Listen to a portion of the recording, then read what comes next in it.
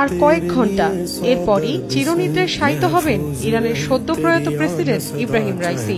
আর তাই বর্ষিয়ান এই নেতাকে শেষবারের মতো শ্রদ্ধা জানাতে দেশটির রাজধানী তেহরানে ঢল নামে লাখো মানুষের। স্থানীয় সময় বুধবার সকালে প্রিয় শিষ্যের জানাজা পড়ান দেশটির সর্বোচ্চ ধর্মীয় নেতা আয়াতুল্লাহ আলী খামেনি।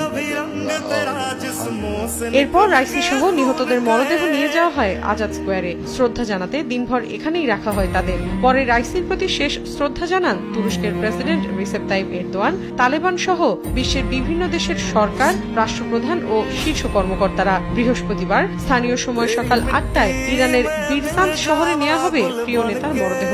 এরপর তাকে দাফন করা হবে তারই জন্মস্থান মাশহাদে।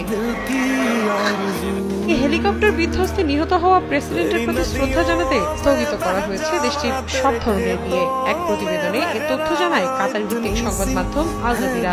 বলা হয়, যতদিন শোক চলবে ততদিন বন্ধ থাকবে ইরানের সবগুলো কমিউনিটি সেন্টার। বন্ধ ঘোষণা করা হয় সিনেমা সহ সব ধরনের সাংস্কৃতিক কার্যক্রম ও কনসার্ট। স্থগিত করা হয়েছে খেলাধুলা সহ সব ধরনের প্রতিযোগিতা। মৌসুমী সাথী, সময় সংবাদ।